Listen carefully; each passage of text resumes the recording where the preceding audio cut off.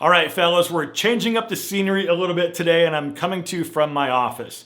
And I thought this was a little more appropriate because today we're going over a topic that might not be the most thrilling, but is definitely important, especially right now, and it's saving money in 2023. And I know, it's not the most exciting topic, but trust me, your wallet will thank you. With the current financial situation, it's more important than ever to make sure that your finances are in good shape. And I've got some good news for you. There are plenty of simple ways that you can start saving some extra cash. So let's dive in and see how I can help you make the most of your hard-earned dollars this year. Okay, first things first. In this video, I'm going to share some very simple things that pretty much anybody can start doing. We're not going to get deep in the market or real estate or any type of investing. These are simple, fundamental ways that you can start keeping and saving more of the money that you actually make. And really quick, I'm John, and the entire premise around this channel is to help prove that you're never too old and it's never too late to make a change in your life or start something new. And I'm glad you're here. All right, first up, let's talk about budgeting. And I know, you're thinking to yourself that's super basic and super boring. But seriously, when was the last time you listed everything out in front of you and actually took a look at everything that's coming in and everything that's actually going out? Because trust me, creating a budget gives you a very clear picture of where your money's going and where you might be able to cut back. Plus, you'll have a way better idea of how much you can afford to spend on those things you really enjoy, like maybe that upcoming vacation or those new golf clubs you've been looking at. Okay, here's a quick and dirty way to structure your budget. On the top line of your budget, write down your monthly income. And if you have a regular job with a paycheck every 2 weeks, that should be pretty easy because just look at your pay stub or look at your deposit records in your bank. But if you're like me and your earnings vary every single month, take a look back at your last 3 months and then find an average for 1 month. Okay, for the next category, write out your fixed expenses. So this would include your rent, your mortgage payment, your phone bill, utilities, insurance, food, gas, stuff like that. Now, of course, some of that stuff is going to vary like food and gas, but just do your best to guesstimate what those expenses would be. However, though, I would encourage you to go back through your bank statements for about the last 3 months and then find an average of what you spend on things like food and gas. Because it's really pretty important that you get fairly close with those numbers. And one quick note about the food in the fixed category is that only includes trips to the grocery store. We'll talk about eating out in a different category. Okay, the next category would be your debt. Now, this includes your car loan, maybe student loans, and credit cards.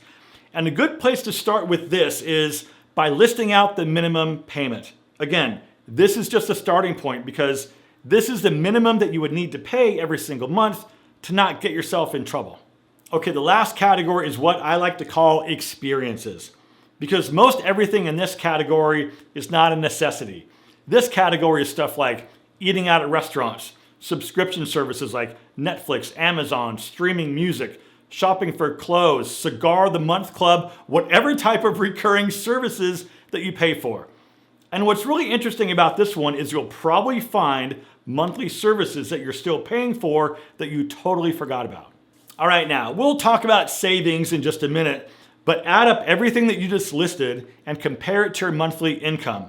For example, if you bring in $5,000 a month, but all of your expenses come out to $6,000, you're in trouble and you need to look for ways to cut your expenses.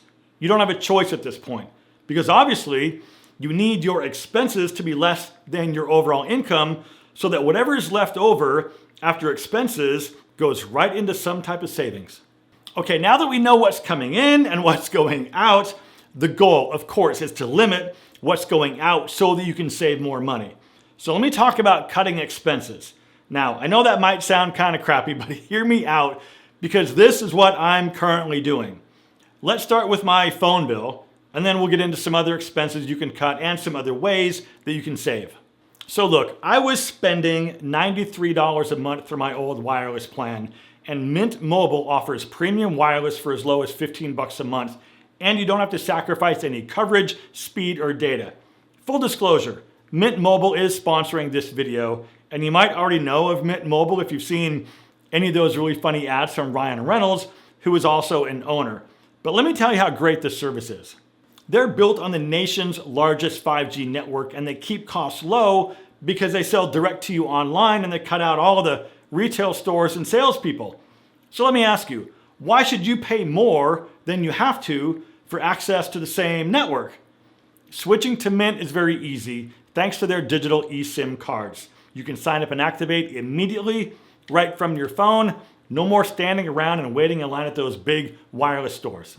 You can keep your current device and phone number and easily switch services. And if your phone isn't eSIM compatible, Mint will ship you a new SIM card free of charge.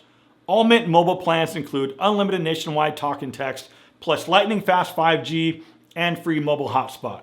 Mint will also show you how much data you used each month and recommend plans that save you money. Stop paying more than you need to on your wireless bill and start saving big with Mint Mobile. It's super simple. Just click the link down below in the description to get premium wireless starting at $15 a month. Thank you, Mint Mobile, for supporting my channel and sponsoring today's video. Okay, back to cutting your expenses. There's a lot of little expenses that can add up, like going to Starbucks or grabbing a quick bite to eat on the way to work. Instead of going to Starbucks, bring your own coffee from home and then pack a lunch instead of going out. And just doing those simple things, you might actually be surprised with how much money you can actually save in a month. And let's be honest, that quick fast food bite that you got on the way to work probably wasn't even that good or that good for you. Okay, the next thing that you can look at, and this is the big one, is your internet and television. I think I remember paying something like $225 a month for internet and television a while ago, but currently my internet's like $49 and I switched over to YouTube TV, which is like $65. So I'm saving over $100 a month just by changing my internet and television. Something else you can do is to download some automatic money saving apps to your phone. So Digit is one and Catch is another one. You can set parameters in both of these, and Digit is kind of nice because every day or so it just grabs some money out of your checking account and puts it into a rainy day fund or whatever you want to call it. So Catch works a little bit differently because you can set it to save a percentage every time a paycheck hits your checking account. For example, if you're saving for taxes, you can set the parameters to save, say, 30% every time you get paid. Or you can just use it for like a vacation fund. Set up whatever percentage you want it to save, and every time a paycheck hits your checking account, that amount automatically gets stashed away before you even see it or get a chance to spend it. Another option is going with a high yield savings account. Now again, I'm not a guru in the financial space and it's difficult for me to recommend any specific one, but for example, Marcus by Goldman Sachs typically earns rates that are several times higher than the national average. And there's a lot out there that you can absolutely choose from. But if you have a savings account anyway, why not look at something that pays you a better rate than your current bank does? Okay, now the big one, let's talk about debt. The less debt you have, the less you have to pay in interest. So try as hard as you can to pay off your credit cards and any other loans that you might have as quickly as possible. I made a video a few months ago talking about wiping out my $11,000 Discover card all at once. And if you want to take a look at that video, I'll put a link up here and also down below. But another thing that you might want to look into is a 0% balance transfer. Now, do some research on different balance transfer cards, but I've capitalized on them in the past, but they're all just a little bit different. But the idea here is to transfer one high interest credit card over to a zero interest credit card so that of course you can pay it off faster and avoid paying all of the high interest charges. Once again though, all of these cards are a little bit different and you have to pay them off within the time limit they give you, which is generally 12 months or 18 months, because otherwise you can get charged back interest, typically 22% on the entire amount that you initially transferred. And that right there should be motivation enough to get that sucker paid off within those 12 months. All right, now let's talk about the one that I've probably had to work the hardest at, and it's the Experiences Fund. And for me, it's going out and eating out at restaurants. And most of you guys know that I do enjoy my free time and I do enjoy going out and being social. And for probably the last 8 months or so, I've enjoyed myself quite a bit. But I realized after tracking all that spending and putting on about 10 pounds, I need to rein that in. I still go out on occasion, but really nothing like I used to. I like to plan my meals, and I usually eat meals at home before I go out somewhere. And that's a huge one because I can control what I eat at home and not feel like I need to stop somewhere to drive through just to put something in my stomach when I'm out running around. I generally skip breakfast most days, so all I really have to worry about is lunch and dinner. Lunch is a pretty easy fix at home, so that just leaves a quick dinner from something that I've pre-made. I make my own coffee and espresso at home, so I never go to Starbucks. Okay, let's chat for a second about impulse buys. Before you make any purchases, ask yourself, do you really need it? Because impulse buying can be a serious money drain.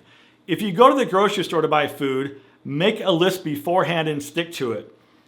You might pay a little bit more to use something like Instacart for grocery delivery, but I think it really helps you in the long run because it allows you to stick to your list.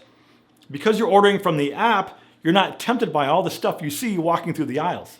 Another way to save is to consider buying generic brands or the store brands.